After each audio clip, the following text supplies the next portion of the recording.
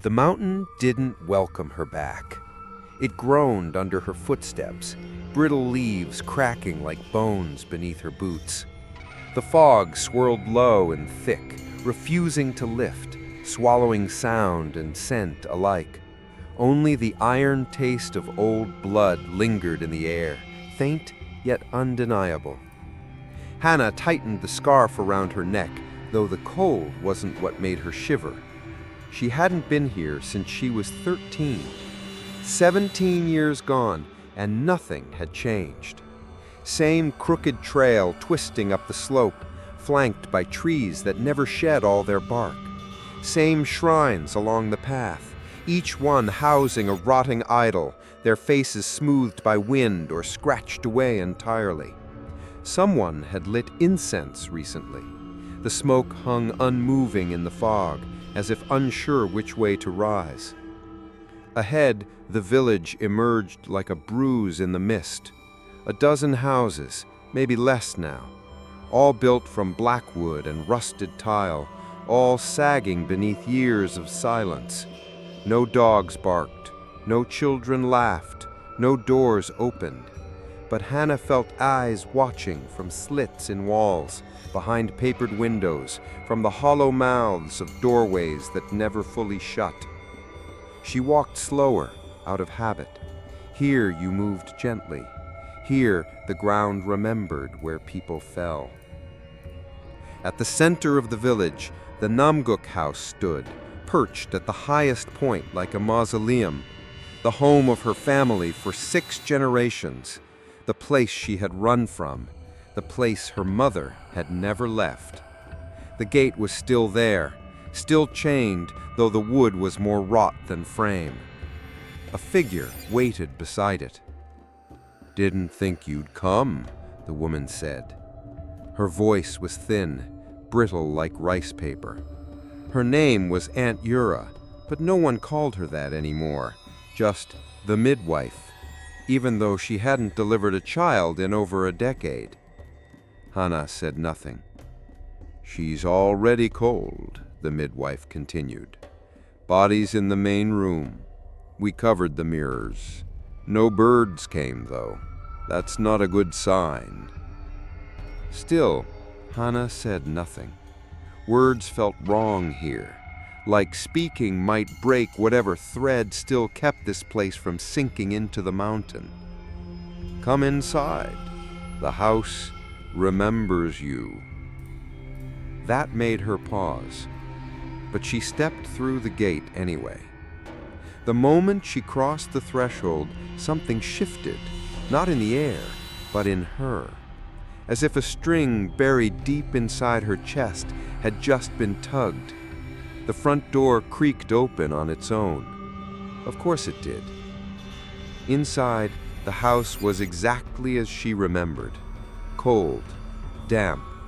The wooden floors bowed inward like old backs. The walls, once papered with inked prayers, were now bare, except for the dark spots where the prayers had bled through and refused to fade. In the main room, her mother lay in a coffin of pine. No flowers, no photographs, only a single black nail driven into the floor beside her. Hannah stopped at the threshold. "She never forgave you," the midwife whispered, "but she still saved your nail." "My what?" The old woman pointed to the altar. There, laid carefully atop a faded cloth, was a nail, long, iron, its head wrapped in red thread, dried blood at its tip. "Yours," she said. "It should have been driven when you turned 13. When you left, the binding was incomplete.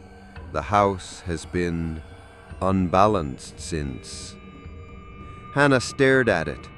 She remembered now, vaguely, the ritual, the hammer, the smear of blood on wood, her sister's tears, her mother's cold hands guiding hers. But she had refused. She had run. And the house had never forgotten. "What happens if I don't drive it now?" she asked. The midwife didn't answer. The floor groaned beneath them. From somewhere deep in the walls came a sound like wood cracking under weight or bones being slowly bent the wrong way. "You should rest," the midwife said. "Tomorrow we bury her." She left Hannah alone in the room, alone with her mother's body, alone with the nail, and somewhere in the darkness, beneath the floorboards, the house exhaled. It was the silence that bothered her most. Not just the absence of sound, but the way sound itself seemed to die inside these walls. Hannah's footsteps didn't echo. The wooden floor groaned under her weight, yet the groans vanished before they could reach her ears. Her breath, shallow and cold, felt like it didn't belong to her anymore. The Namguk house did not welcome noise. It swallowed it.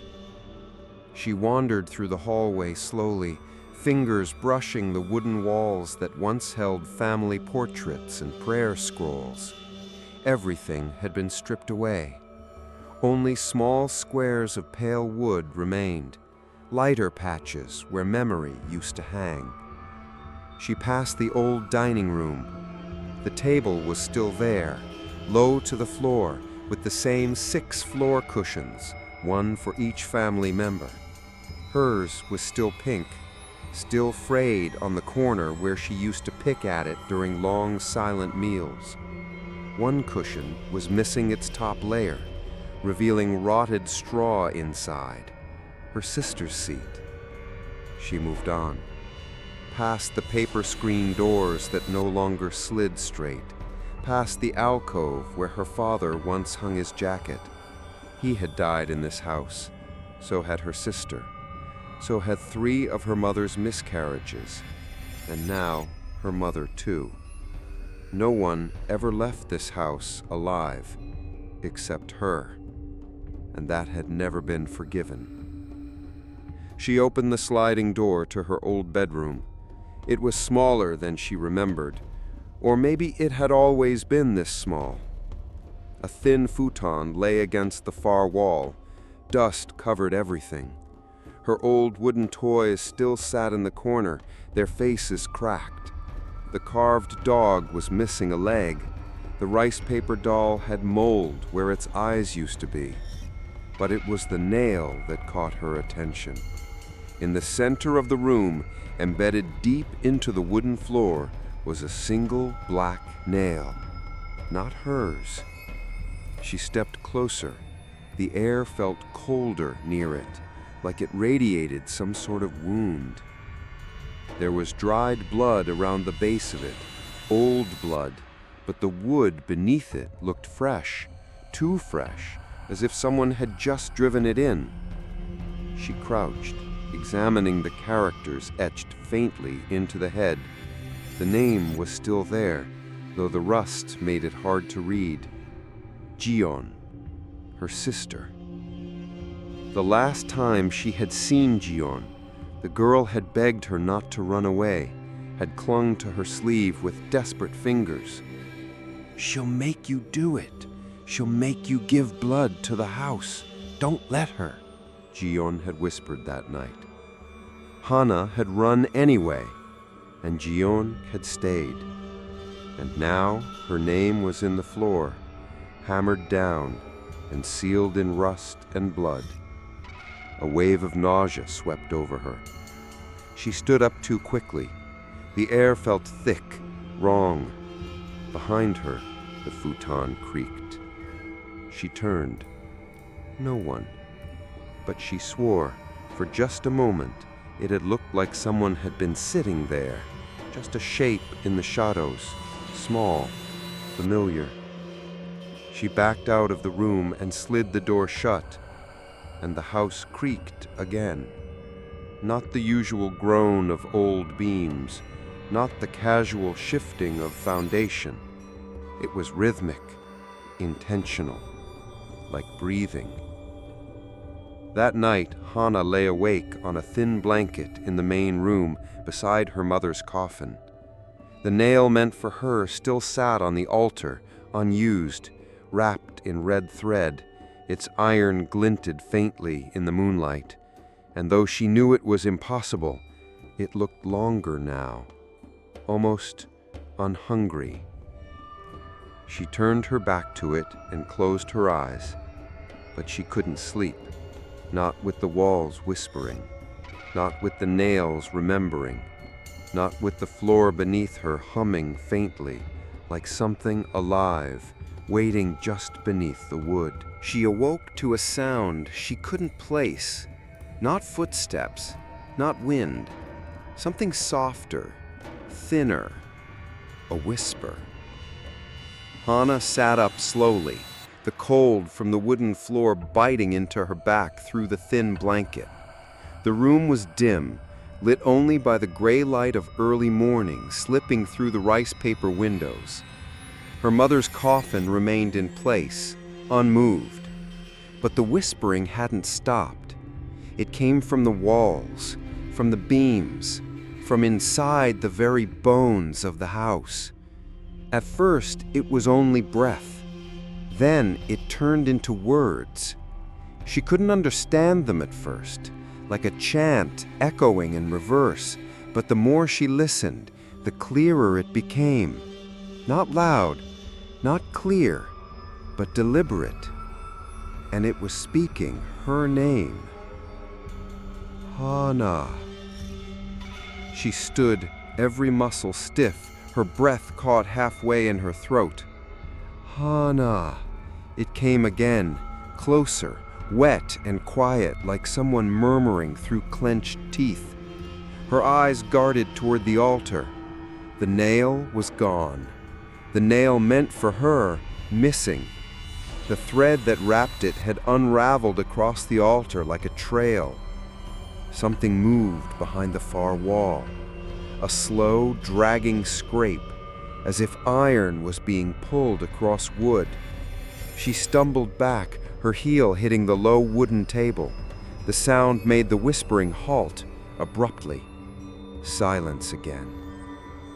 Then, "You left." The voice was not hers. It was not anyone she remembered, but it came from within the house itself, like it had always been there, like it had just woken up. She ran outside barefoot into the mist-drenched garden. Morning light bled into the fog, dull and colorless. Her breath came in short bursts, forming clouds that vanished too fast. Her fingers were shaking as she gripped the edge of the old water basin. Splashing her face, she tried to ground herself. The water was ice cold, but it didn't help. When she looked up, she saw it in the reflection. The door to the house had closed. She hadn't touched it, but now it was shut, firm, silent. And the trail of red thread from the altar? It had slithered across the threshold, like something had pulled it inside. The villagers were quiet when she passed them. Some averted their eyes, others watched with unreadable expressions, hands tucked into sleeves, lips pressed shut. No one spoke. No one asked how she slept. No one asked about the funeral. They already knew. Everyone in this village knew when a house started whispering again. Back inside, the air felt heavier, thicker. She found the nail resting against the base of her bedroom door, standing upright, balanced impossibly on its tip, as if some invisible hand had placed it there. She didn't touch it, not yet. Instead, she pushed the bedroom door open with her foot. Everything looked the same as before, except the floorboards around Ji-yeon's nail were bleeding. Thin rivulets of dark red traced the grain of the wood, forming delicate cracks that led away from the nail in all directions, like veins or roots. She knelt, hesitant. No smell, no source, just blood. And then she noticed it. In the far corner of the room, facing the wall, sat a small figure, still, motionless, back hunched, like a child. She blinked hard. Gone. The corner was empty. The figure had never moved, but somehow it had left. And from somewhere deep inside the wall, she heard a muffled giggle, childlike. Wrong. She backed out slowly, closing the door. And this time, she did not turn her back, because she could feel the wall behind her watching. The shrine stood just beyond the village, where the trees grew in tight rows like ribs around a body. Its torii gate was blackened with moss, its stone steps worn thin by time and barefoot penitence. As a child, Hannah had only come here once, and she'd left with her ears ringing and her palms red. Now it felt colder than she remembered. The midwife was already waiting. She stood in front of the shrine with a bowl of water at her feet and a bundle of cloth in her arms. She did not smile when Hannah approached. "I told them you wouldn't come," she said, not unkindly, "but I left the path clear just in case the house reminded you." Hannah stared at the shrine. "What is this place?" The old woman looked at her like one would look at someone asking what air was. "This is where the binding begins, always has been, long before your mother, long before mine. You think the house remembers you out of malice? No, it remembers because it must. If it forgets, what it holds gets loose." She unwrapped the cloth. Inside, a hammer, a bowl of dried blood, a length of red thread, and a nail longer than the one Hannah had seen on the altar. "You left without giving the house your memory, your pain, your offering, so it was never sealed. The binding was broken the day you ran." Hannah's voice was low, uncertain. What would it have sealed? The midwife met her gaze. "It sealed the grief." That one word lingered like smoke. "Each generation gives it a home.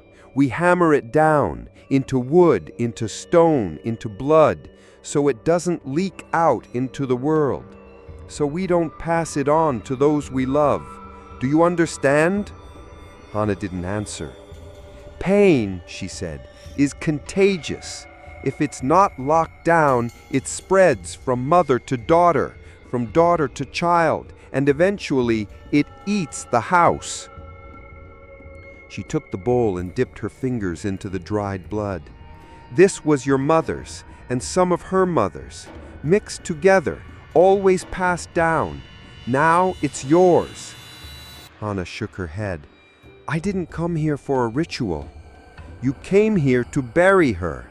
"Yes, then bury what she carried." The forest stirred behind them. Just wind, but it sounded like something exhaling. The midwife lowered the bowl. "She saved your nail all this time. Do you know what that means?" "No." "She believed you'd return. Even after all these years, she believed the house would call you back." "Why?" "Because it's not just about keeping pain in. It's about stopping it from finding new hosts." Hannah looked away.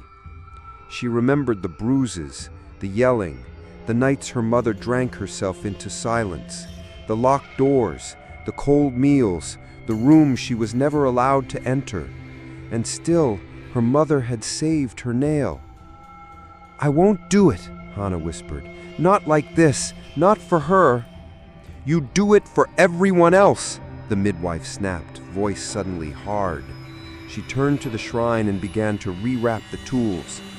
Hannah stood motionless, then asked quietly, "What happens if I never drive it?" The midwife looked up. "Then the house will keep whispering, the walls will keep bleeding, the floor will keep remembering, and eventually..." She paused. It won't stay inside the house anymore. That night, Hannah did not return to her childhood room.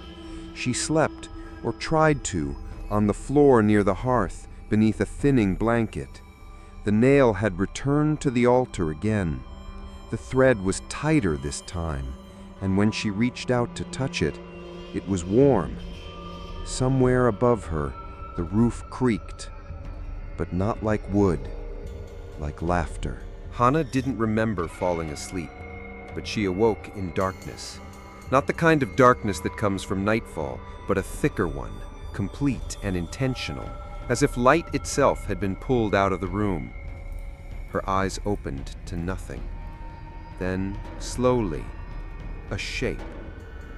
In the far corner of the room, barely visible in the absence of light, sat a child. Small, still, facing the wall. Its back was to her, knees pulled up to its chest, shoulders thin, bones sharp beneath skin, hair falling over the nape in uneven clumps. It didn't move. She didn't breathe. It was just like before, the same shape she'd glimpsed in her old bedroom. Only now, it was closer. She sat up slowly.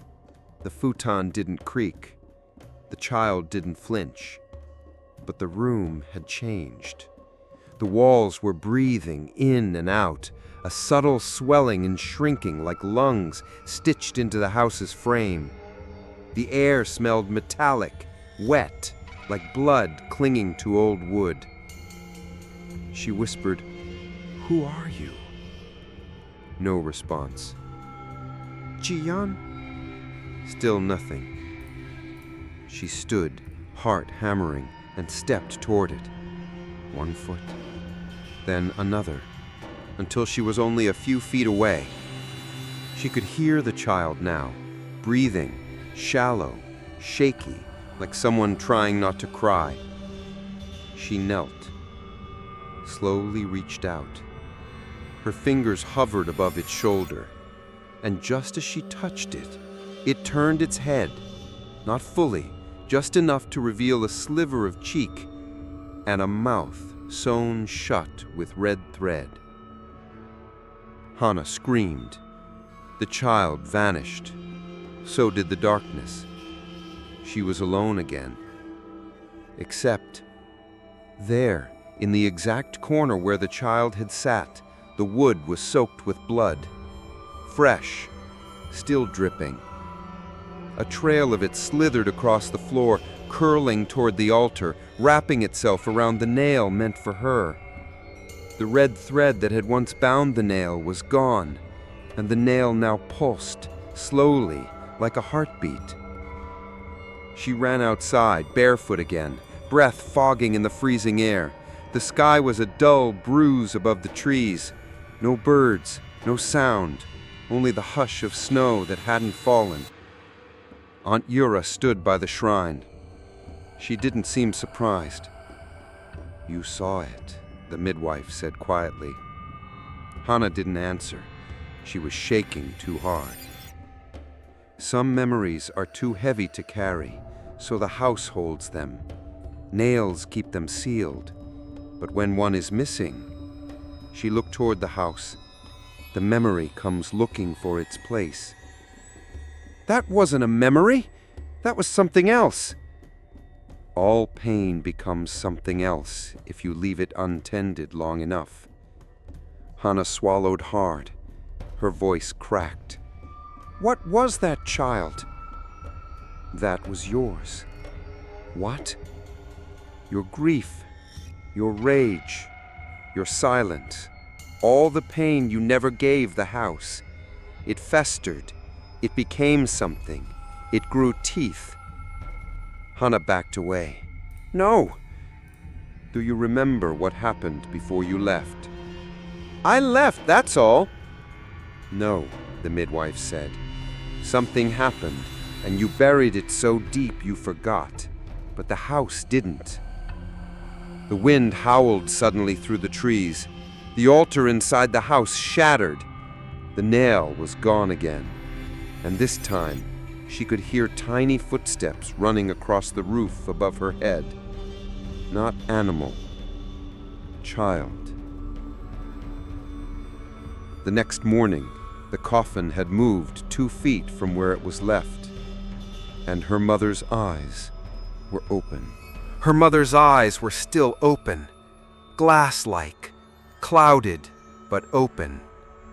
Hannah stood frozen in the doorway of the main room, heart thudding like footsteps against her ribs. The coffin had moved. No one else had been in the house. She had locked the door herself. The wooden latch was still in place. But the coffin, it now sat tilted slightly, as if something had tried to drag it away. And inside, her mother's eyes gazed straight at the ceiling, not accusatory, not peaceful, just staring, as if watching something no one else could see. Hannah stepped forward and knelt. She reached out, slowly, and closed the lids with trembling fingers. They didn't resist. But the moment she did, a sharp cracking sound echoed through the room. Behind her, the wooden floor beneath the altar split open. It wasn't a large crack, but it was deep. And in that fracture, nestled within the house's ribs, she saw something gleaming. Iron. She pried it loose. Another nail.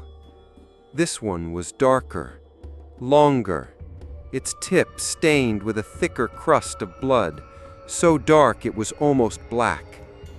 A name was scratched into its head, not carved neatly, not like the others. This one had been scraped in by frantic hands. Namguk De Sun, her grandfather. She stared at it, a cold rush rising up her spine. She had never known him. He had died before she was born, or so they told her. But now, this nail, this wound had been hidden beneath the altar, buried, sealed, and as she held it, images surged in her mind, not memories, but fragments. A fist slamming against a door, a woman's scream cut short, the sound of fire, a child hiding under floorboards, biting her knuckles to keep from crying. She dropped the nail. It clanged against the floor, and the sound it made was not iron on wood. It was a cry, a low, guttural sob, brief but unmistakable, echoed from the walls. She ran. Upstairs, down the hallway that led to the family bedrooms. Every door was closed, except one. Jian's room. Hannah hesitated. The last time she had entered this room, her sister had been alive. Barely. Thin, pale, eyes hollow. She had been 12, and she had said something Hannah would never forget. "I took your place." Hannah had never asked what she meant, until now. The room was untouched, futon neatly rolled in the corner, a comb still resting on the vanity, a worn ribbon tied to the window latch, once pink, now bleached to gray. And in the center of the room, 3 nails, all driven deep into the floor. Their heads gleamed with dried blood. All of them were bound with red thread, looped into a knot Hannah had never seen before, a knot used in funerals, a knot that could not be undone. Each nail had a name: Jian, Sunja, Harin, her sister, her cousin, her aunt, all dead before the age of 16, all tied down, sealed, held in place. And yet none of them had ever left this house. Hannah sank to her knees. "Why?" she whispered. But the house answered. The wood groaned beneath her. The walls exhaled, and from the cracks between the floorboards, thin trails of blood began to rise upward, against gravity, not puddling, not seeping, reaching toward her like fingers. She scrambled back, breath choking in her throat. A floorboard beside her split open. This one had no nail, no name, just a hole. And from that hole something whispered, "Finish it."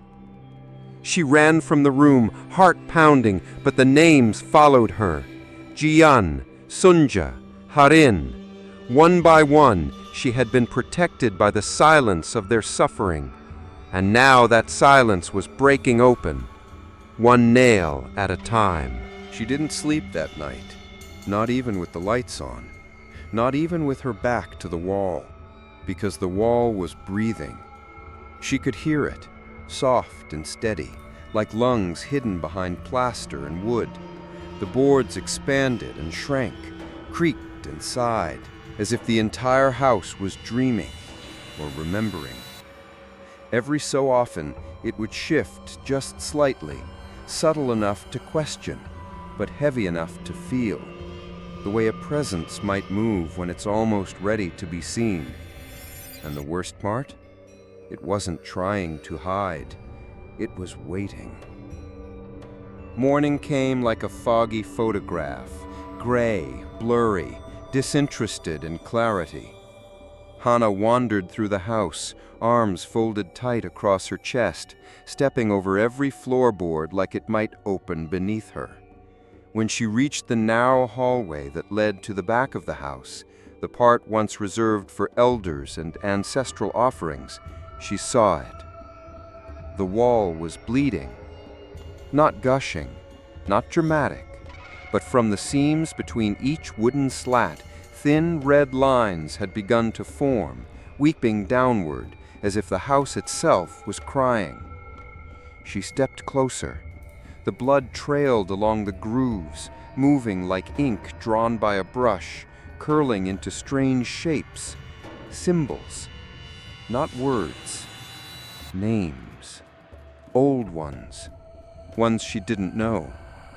And as she watched, a patch of the wall began to darken, as if the wood were soaking in something beneath its skin.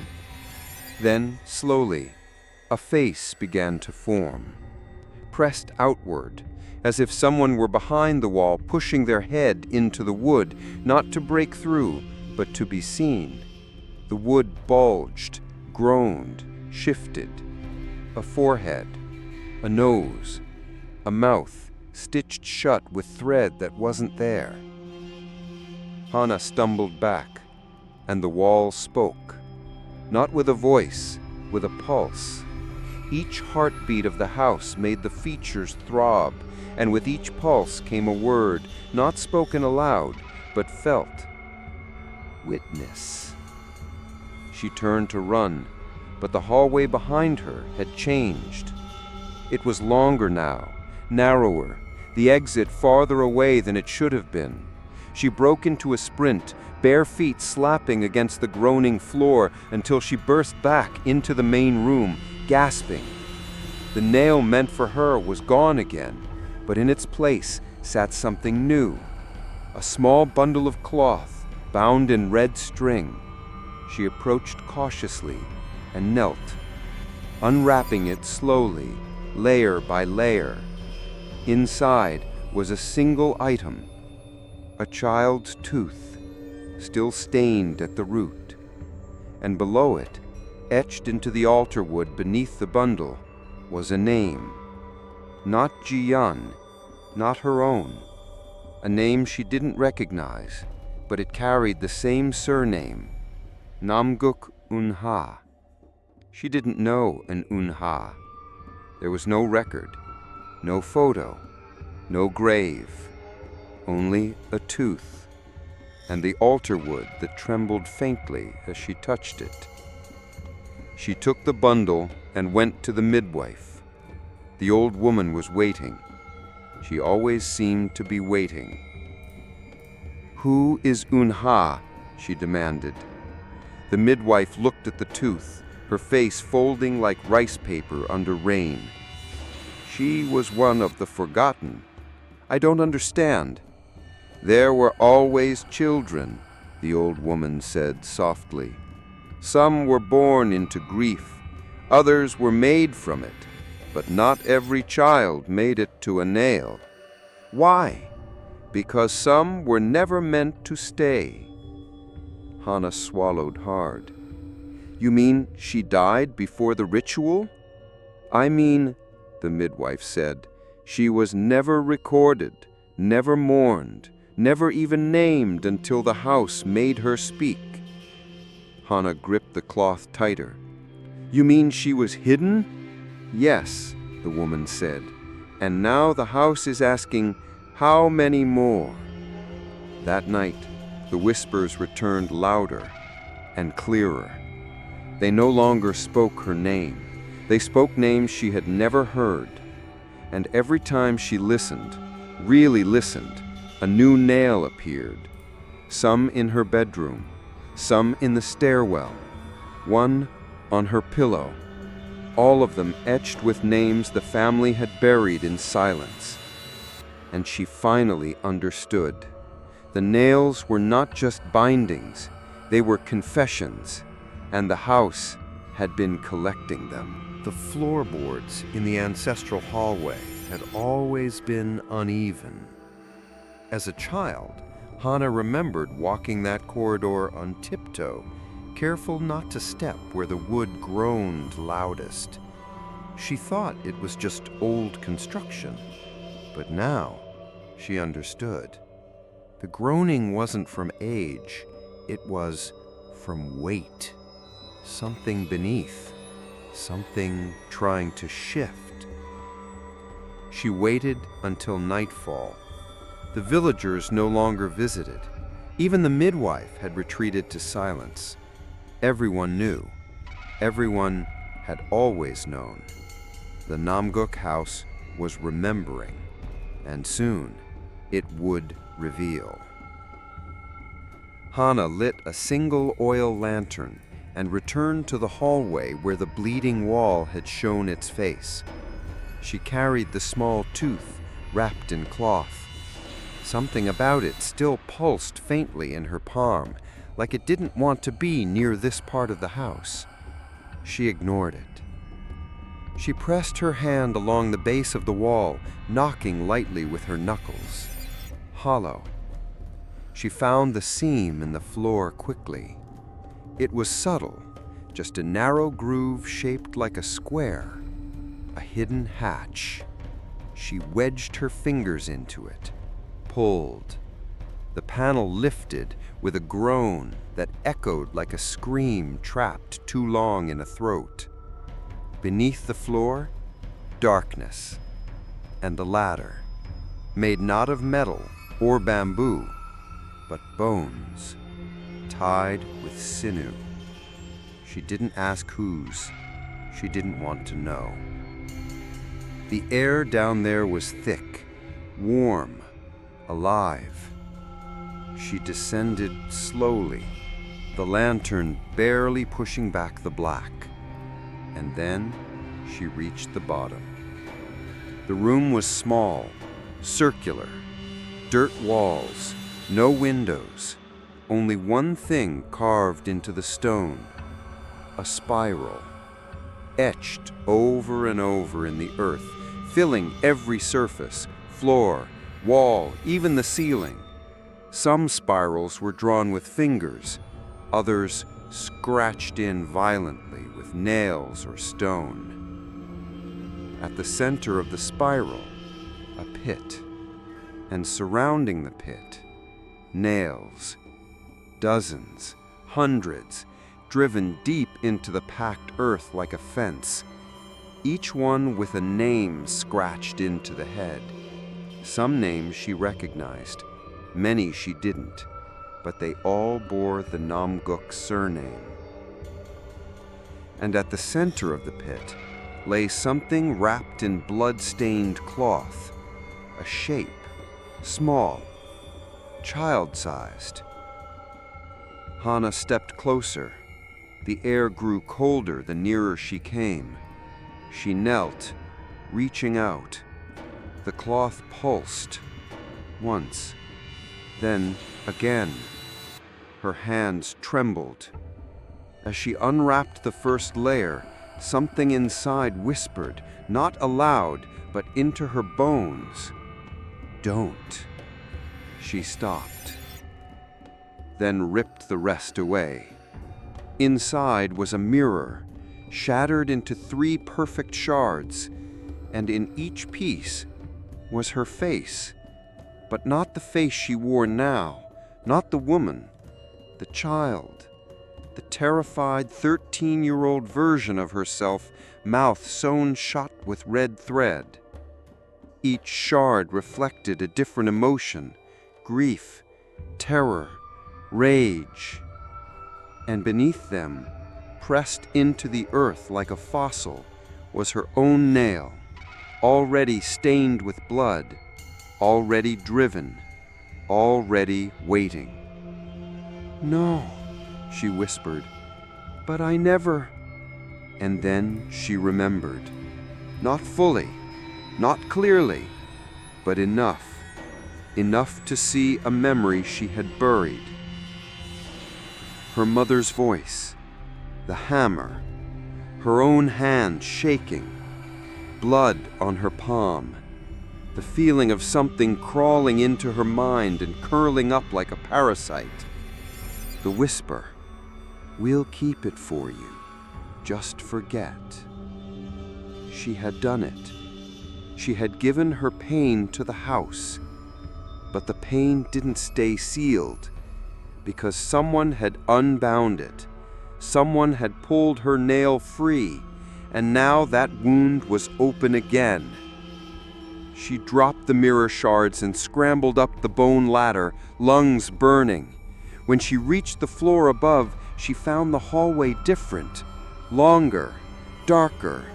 Every wall bled, and the nails in the floor had multiplied, hundreds, thousands, all shaking like they were trying to rise.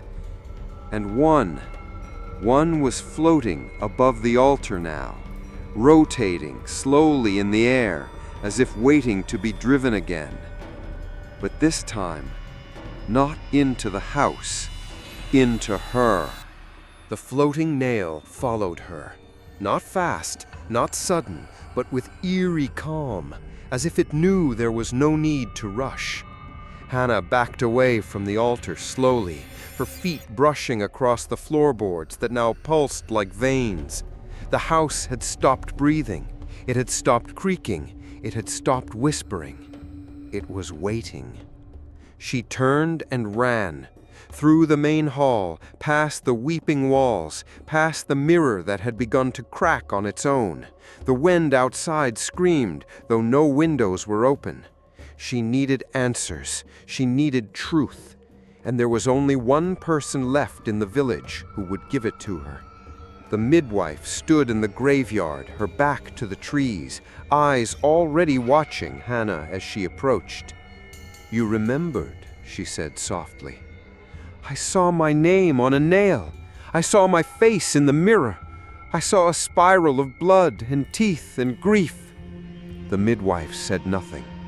Hannah stepped closer. "Tell me about Unha."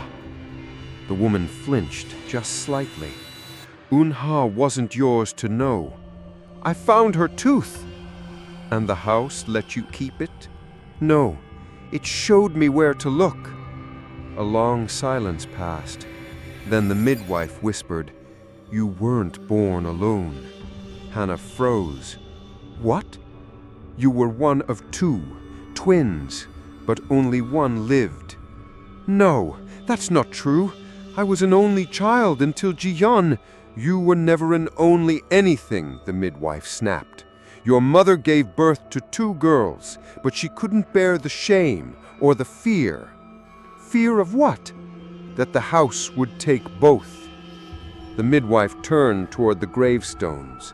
She hid one, smothered the birth, buried the infant beneath the foundation before anyone could record her name.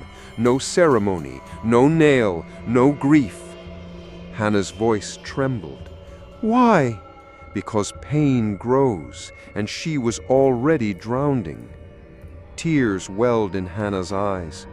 She thought of the child in the corner, the sewn mouth, the small back turned toward the wall. That's who I've been seeing. Not a ghost, not a memory.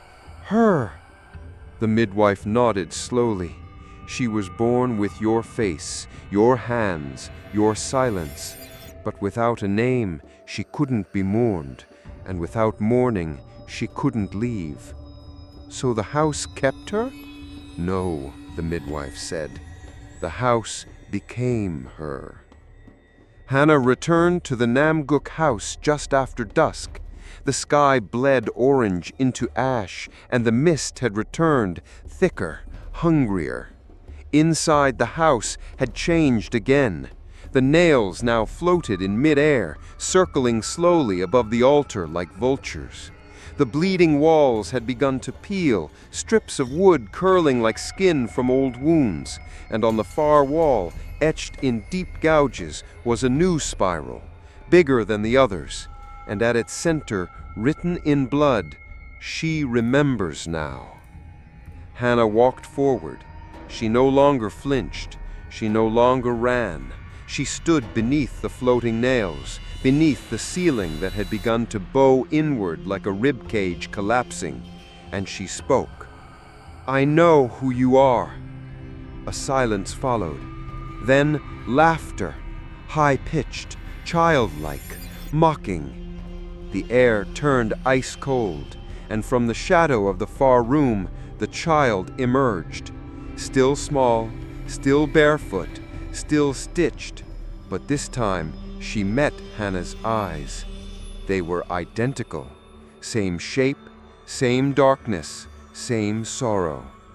The only difference? She had no reflection. Hannah knelt, slowly, and opened her palm. Inside, the blood-stained tooth, the last piece of the child's forgotten self. She held it out. "You were never meant to be hidden. I didn't know, I swear I didn't know." The child didn't move. The floating nails trembled. The wind inside the house howled louder, tearing through cracks that didn't exist. And then, slowly, the child opened her mouth. The red threads snapped one by one, pop, pop, pop, like sinew breaking under strain. And she said one word, "Home." The house collapsed inward, not with violence, not with rage, but with a slow, inevitable folding, like a creature curling into itself for the last time. The walls cracked, the nails dropped, and the bleeding stopped.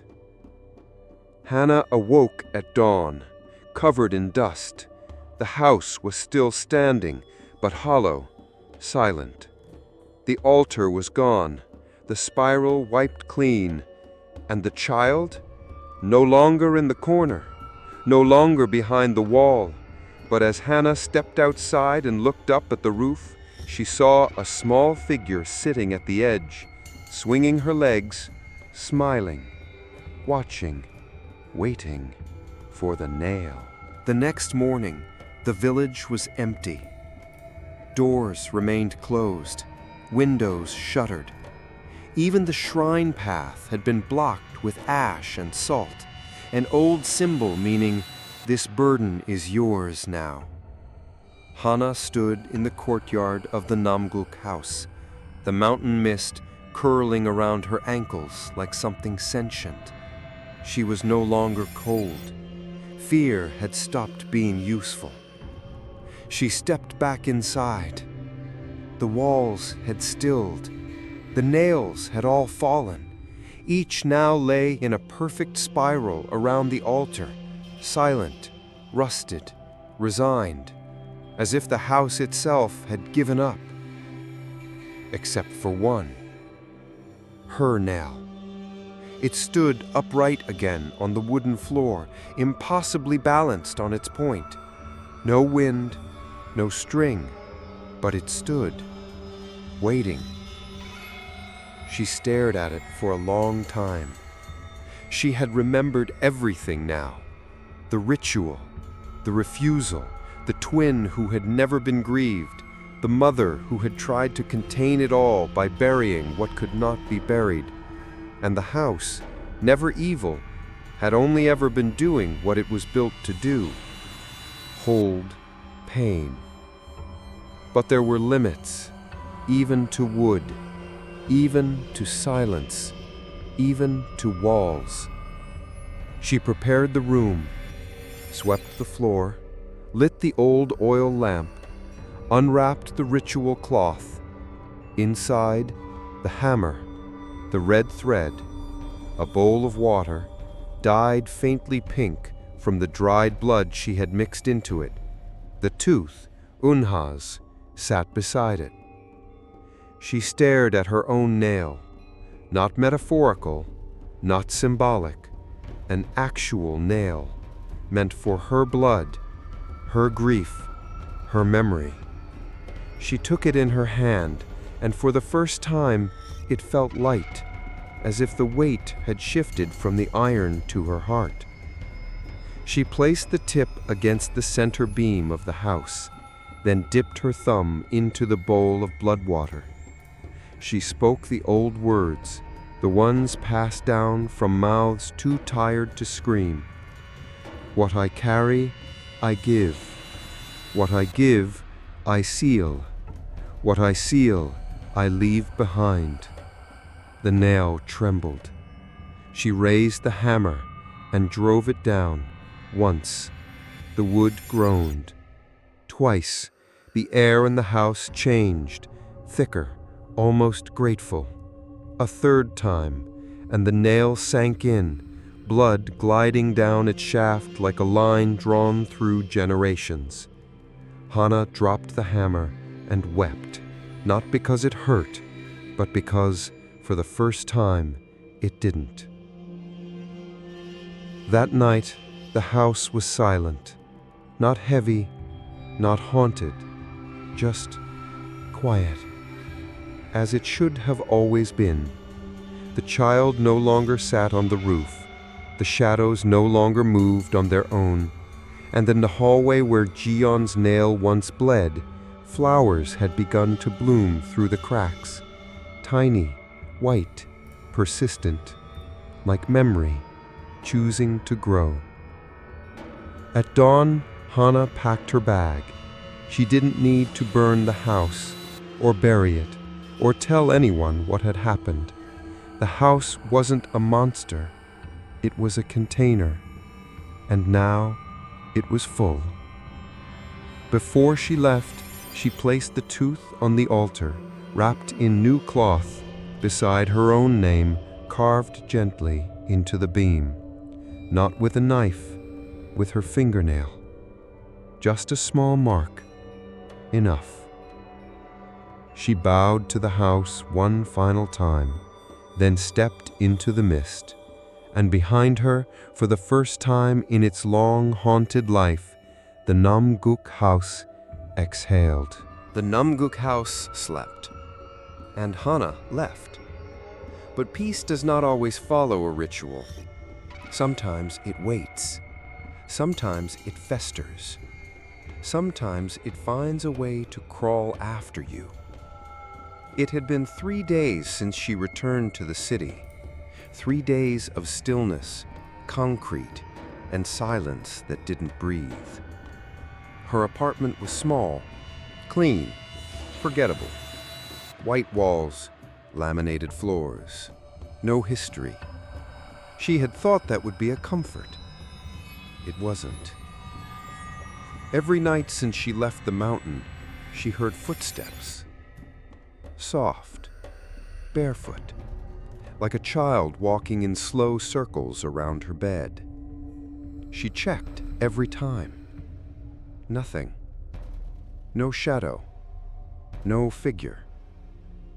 Only one thing changed. the red string. It had appeared on her windowsill the morning after her return. Thin, frayed, tied in a ritual knot, the same kind used to bind the nail. She didn't bring it with her. She was sure of it. But there it sat, resting like a curled worm, as if it had followed her, or worse, found her. The next day she called the midwife, but no one answered. She tried the village line, disconnected. She searched online. No records, no images, as if the place had always been dust, as if the mountain itself had turned its back on the outside world again. She even checked her belongings carefully.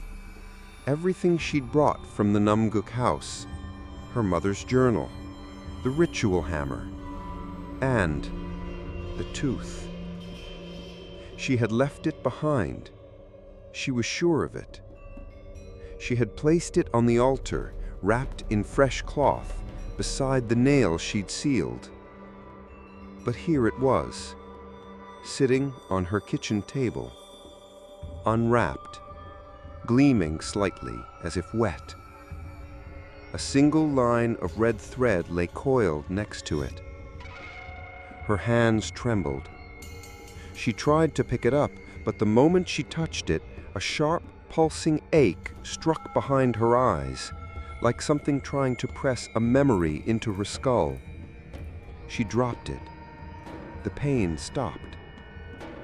And somewhere in the room, the air shifted, warm, breathless. Then a knock.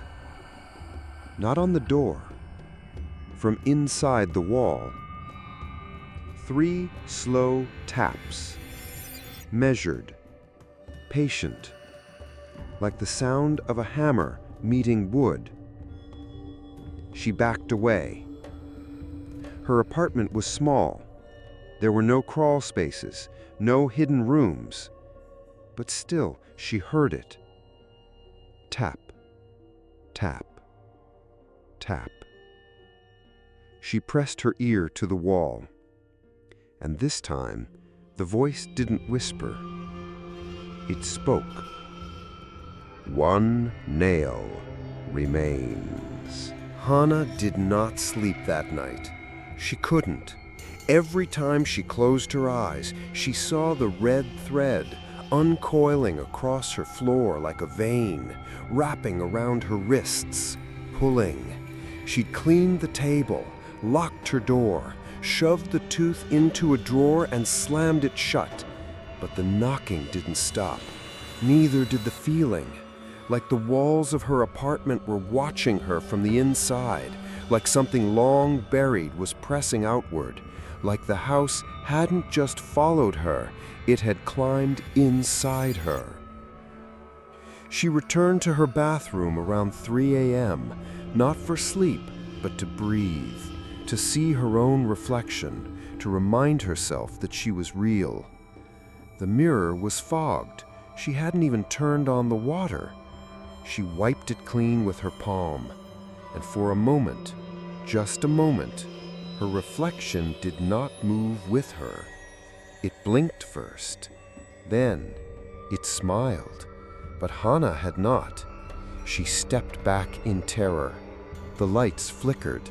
The mirror cracked just slightly along the center of her reflected eye. A thin line. No sound, but from the crack, a single strand of red thread curled outward from inside the glass. It began to unspool, inch by inch, crawling down the mirror like a drop of blood defying gravity. She ran. By morning, she was back at the base of the mountain.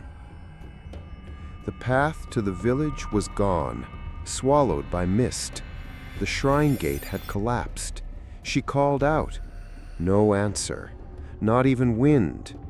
But the fog shifted, and something began to move. A figure, not walking, not running, dragging, as if pulled by the earth itself. It was a girl, small, barefoot, face down, arms limp, long black hair covering her features. The air grew heavier.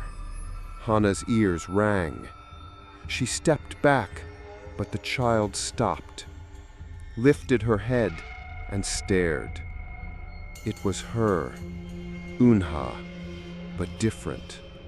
Eyes pitch black, mouth stitched shut again.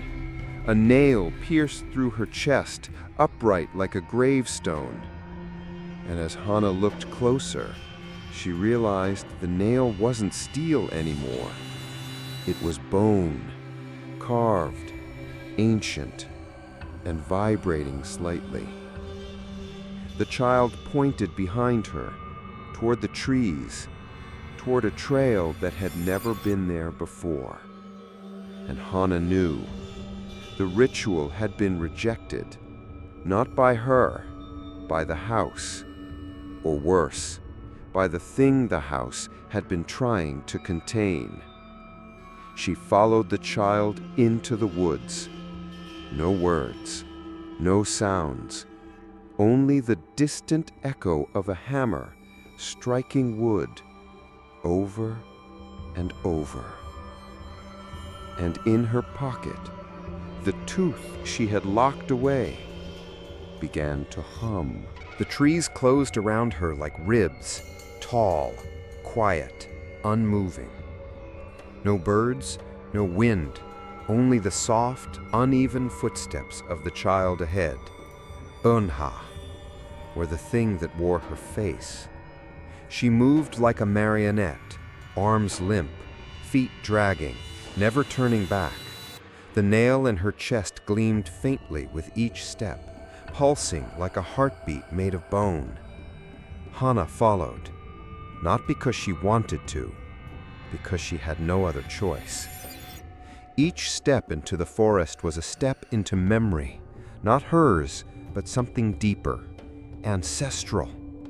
She began to see images, not hallucinations, not dreams, echoes. A woman giving birth under a blackened moon, her screams swallowed by cloth. A midwife weeping as she carried a child wrapped in bloodied linens to a silent pit.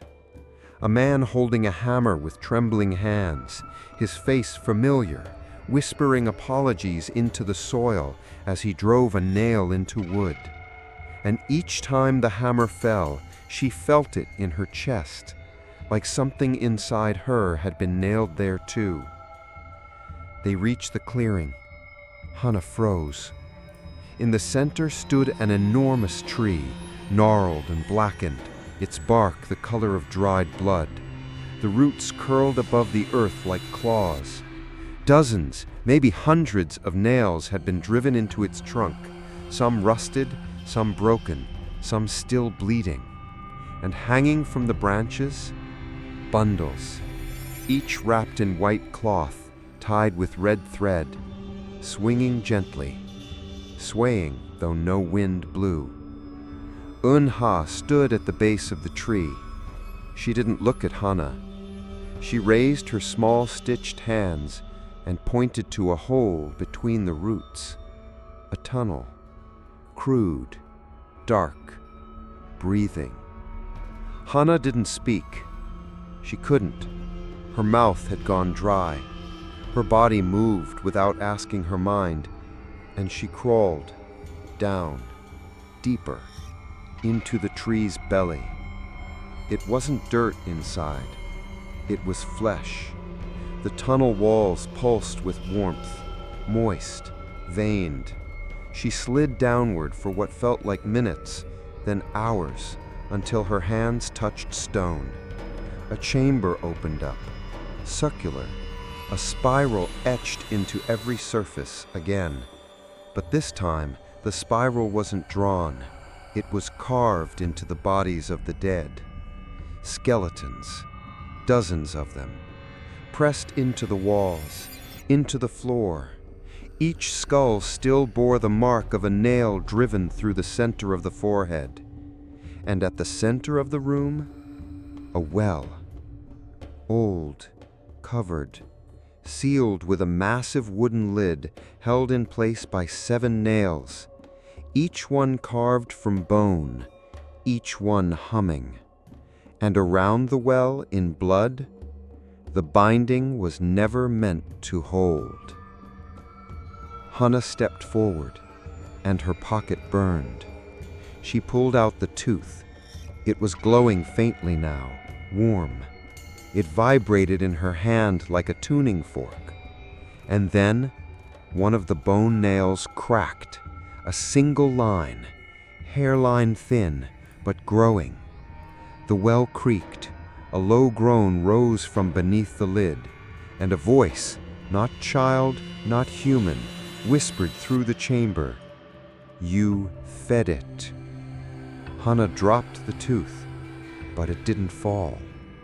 It sank right through the stone, into the well, and the spiral began to spin, not drawn, moving, and somewhere above her, back in the forest, the tree began to scream. The spiral wouldn't stop.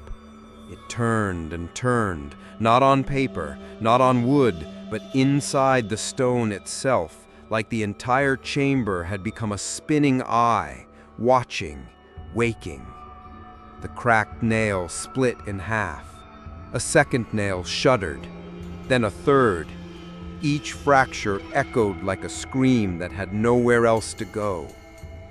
The wooden lid covering the well buckled, and from beneath it rose the smell of rot, metal, and something else, something sweet and wrong. Hannah stumbled back, but the chamber had no exit. The tunnel she'd crawled through had sealed. She was trapped, just like them. The walls pulsed again, and the skeletons, the ones pressed into the spiral, began to move. Not alive, not dead, just reacting. Mouths opened, empty sockets stared, and each one began to whisper. But they weren't speaking to her. They were praying, in dozens of voices, across generations. One name, one word, Unha.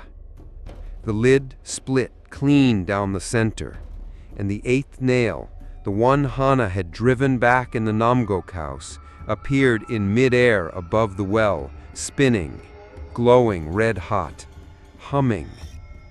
The well exhaled, and from the dark below, something rose. Not fast, not sudden, slow, deliberate, inevitable. A figure. No skin, no face, just red muscle, glistening and raw, wrapped in hundreds of strands of red thread, sewn through eye sockets, lips, joints. At the center of its chest, a hollow cavity, a place where a tooth should have been. It spoke without lips, without breath, just vibration. I was never buried. I was never bled. I was never named. The skeletons chanted louder now. Bind her, bind her, bind her. Hannah realized they weren't praying for protection. They were begging for the ritual to resume, because this thing wasn't a ghost. It was the result of every pain that had been sealed improperly, every child without a name, every girl without a grave, every secret hammered instead of healed. And now it had form, because the last tooth had been returned, because the last seal, Hannah herself, had been brought back to the roots, willingly. The thing reached for her. She turned to run, but the chamber spun with the spiral. Stone became flesh, bone became thread, and she heard her own voice, a memory she didn't remember. Whisper, "Let me out." The figure stepped onto the stone floor. Thread dragged behind it like intestines, and in its hand, a final nail made of black glass pulsed with a heartbeat Hannah could feel in her ribs. It didn't want revenge. It wanted a home, a vessel. And it had chosen her. The chamber was no longer a room. It was a womb, a place where pain had been conceived, fed, and kept warm. Hannah couldn't run. The spiral turned beneath her feet. Each step she took only brought her back to the center, to the well, to the thing that had risen from it, to Iyunha and not Iyunha, a creature born from every grief denied a name. It towered now, not in size, but in weight, a presence too large for the body it inhabited, a body stitched from bloodline and silence. The black glass nail in its hand shimmered, catching no light and yet gleaming like obsidian drawn from memory itself. And Hannah understood. It was hers. Her pain, her guilt, her inheritance, not as a daughter of Namguk, as its final vessel. The creature stepped forward.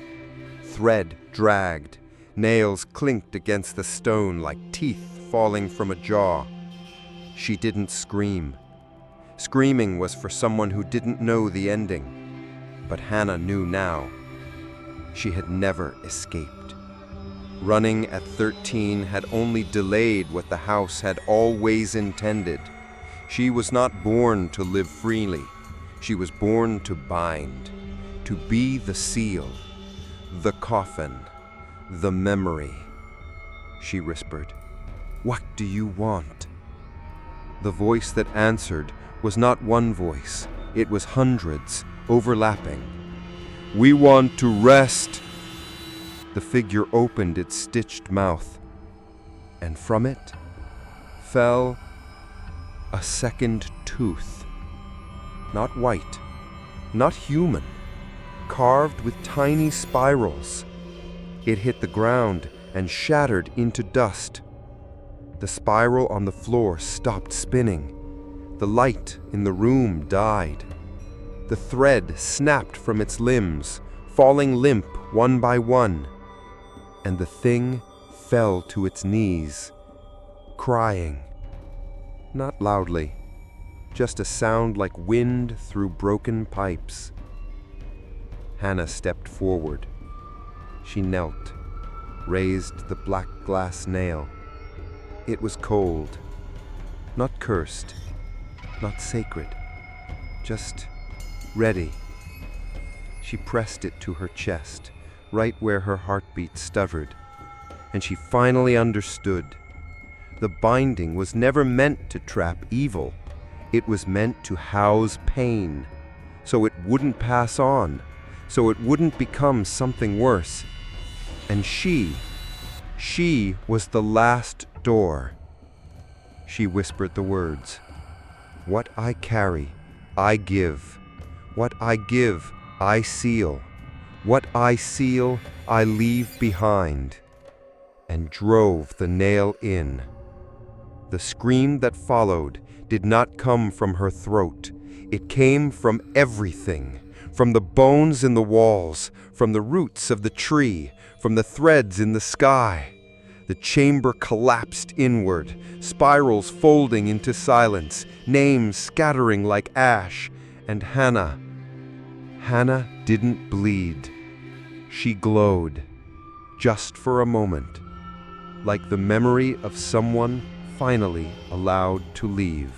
The villagers never heard the scream, but they felt it.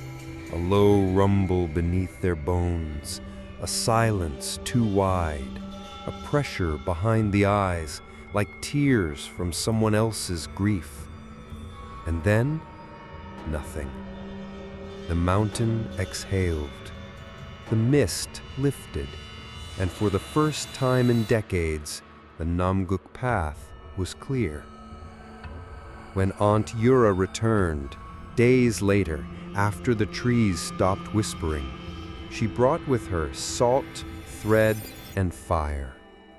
She expected to find ashes. Instead, she found a tree. Not the gnarled, cursed one. This was new, young, smooth-barked, blossoming. At its base was a single stone, unmarked, but beside it lay something she knew too well. A hammer, a red thread, a single black glass nail split clean down the middle. She fell to her knees, not out of fear, out of recognition. It was over. Not destroyed, fulfilled. The binding had not been broken. It had been completed. In the village below, the Namguk house stood untouched, yet changed.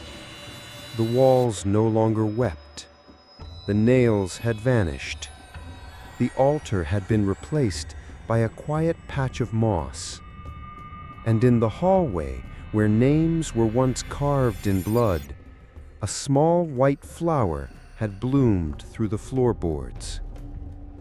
No one spoke of Hana, but they knew, because from that day forward, no child cried in their sleep, no mirror cracked without reason, and no one heard whispers in the walls. Not anymore. But on nights when the fog grows thick and the wind carries memory instead of air, some say they see her, a woman in white, thread around her wrists, nails in her palms like stigmata, but smiling, not sad, not haunted, just watching. Not from the house, from within it, like a heart that had finally been allowed to rest and chose to keep beating anyway. He arrived on the third day of wind, a man in his 40s, quiet eyes, clean shoes not meant for mountain soil. He had no family name in the village, no blood in the roots. He came from the city, the kind of man who believed in maps more than myths. But something had called him here. He didn't know what. Just a whisper in his chest one morning. A thought he didn't remember thinking. A pull toward a place he'd never been. And so he came. The path was open, the forest calm. He passed beneath the broken Torii gate without knowing its name. The villagers watched him from their homes, but said nothing. They had long since learned, those who are called must walk alone. When he reached the Namguk house, he hesitated. It didn't look abandoned. It didn't look lived in. It looked awake. The wood was old, but clean. The windows clear, but empty. He stepped inside. No dust, no smell of rot, no cobwebs, just silence, but not the empty kind, the kind that listened. He wandered carefully, his fingers brushing the edges of sliding doors. Each room felt like it was watching him remember things he never lived. He found a low table in the center of the main room, and sitting atop it, a flower. White, blooming from the wood itself. At its base, someone had carved a single symbol. He didn't recognize the characters, but when he touched them, he heard her name, Hana. It filled his mind like breath returning to lungs. He stepped back, heart racing. Then he saw it, in the far corner of the room, where the shadows clung slightly thicker than they should. A woman, not fully formed, more suggested, draped in white, thread around her wrists, black nails in her palms that did not bleed. She didn't speak. She only watched, not coldly, not warmly, just gently, like someone guarding something precious, like someone remembering. He bowed. He didn't know why. It just felt right. And when he rose, she was gone. But in her place, where she had stood, was a second flower, small, still unfolding. He left the house before sunset. He didn't speak to the villagers. He didn't speak to anyone. But 3 months later, he quit his job, bought a small home, planted a tree with white blossoms in his garden. And sometimes, when the wind rises at night and the petals stir without breeze, he hears a voice behind his ribs, a whisper, not in words, but in feeling. You've been seen. Ji-yeon had never left the village, not truly, not even in death. Her name still lay in the floorboards of her old room, etched into the head of a rusted nail, buried deep in black wood, sealed in blood no one had ever cleaned. But her story didn't end there, because stories, like grief, don't stay buried just because we stop speaking them. And one summer evening, as the light crawled low across the mountains, a girl arrived. She was maybe 12, thin, sharp-eyed, wearing her mother's jacket, though it hung heavy on her small frame. She walked with hesitation and with memory, like someone returning to a dream that had never belonged to her.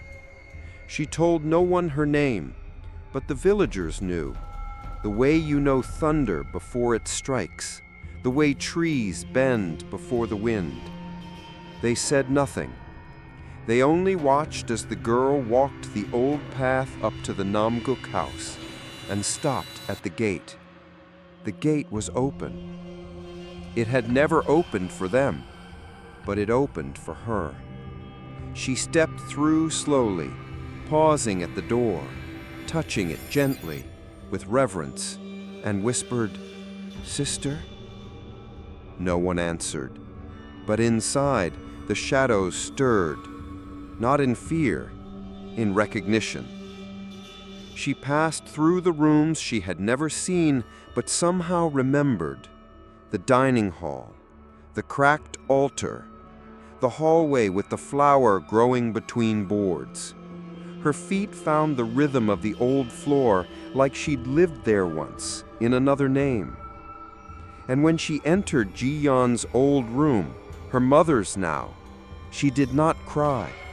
She only sat, cross-legged, hands folded in her lap, waiting, until the lantern lit itself, until the air grew warm, and then a breeze passed through the room, without windows, without wind, and on it came a voice: "You're not alone." The girl smiled. She pulled a ribbon from her pocket, pink, frayed, the kind children tie to doors they want to remember, and looped it gently around the rusted nail in the floor, the name on the head, Ji-yeon. And for the first time in 40 years, the wood beneath the nail did not bleed. It bloomed, a soft white petal rising from grain, silent, persistent. The girl stood, bowed to the floor, and said, "Thank you for staying." That night, the Namguk house dreamed. Not in silence, not in pain, but in memory. And for the first time in generations, it did not dream of screams, nails, or blood. It dreamed of the ones who had been forgotten, and the ones who had dared to remember. The girl, Jian's daughter, stayed the night. She lay on the futon in her mother's old room, and though the house whispered, she didn't flinch, because these whispers weren't curses anymore. They were names, spoken gently, like lullabies sung late into the afterlife. She heard them all. Harin, Sunja, Teson, Unha, and one name repeated most often with a weight that wasn't sorrow, but love. Hana. The girl turned over, and beneath her pillow she found it. A letter, old, folded, unopened. The ink faded, but the red thread still tied around it was fresh. She untied it slowly, unfolded it carefully, and read, "My dearest Jian, I ran. I know that now. I ran from you, from her, from the pain we never said out loud. But pain doesn't die in silence. It grows teeth and claws and a voice that sounds like your own. I tried to seal it. I tried to carry it. But in the end, I did what our mother never could. I looked it in the eye. I named it. You, her, me. I named everything that was hidden, and the house let go. I hope it lets you go too. ... H." The girl cried for someone she never met, and someone she carried, in her face, in her blood, in the thread she now wore around her wrist. She stepped into the hallway, barefoot, the letter still warm in her palm. The house was glowing faintly, not from fire, not from lanterns, but from the walls themselves, pale like the inside of memory. And at the altar, where the final nail had once floated, there now stood a mirror, not cracked, not haunted, clear. The girl stepped forward and looked into it, at her own reflection, and behind her, faint but certain, stood Hana, smiling, hands clean, palms open, nails gone, as if what was sealed had finally passed through, not trapped, transformed. Seasons passed. The mist returned, but it no longer clung with dread. It wrapped like a shawl around the mountain's shoulders. Visitors still came, quietly, alone. They never stayed long. They never spoke of what they saw. Some claimed the Namguk house had changed again. They said it was smaller now, simpler, like a sketch of what it used to be, drawn by memory, not architecture. Others said it had no doors, that you simply walked in when it wanted you to. But one thing was always true. There were no more nails. The girl, Jian's daughter, came back every year, on the same day, dressed in white, thread around her wrist. She never brought offerings, only her hands. She would sit at the old altar, now overgrown with wildflowers, and listen. And though no voice spoke aloud, she always left smiling, because the house was no longer bound to suffering. It was full of story, and stories, once told, do not haunt. They echo, gently, like lullabies in old wood, like petals falling on stone. One spring, the girl brought her own child, a boy, bright-eyed, curious. He ran across the wooden floors that once moaned under pain, and they didn't creak, they laughed. He touched the walls, and the walls did not whisper, because there was nothing left to warn him of, nothing left to seal. He had not inherited the curse. He had inherited the memory, and he would carry it, not in silence, but in story.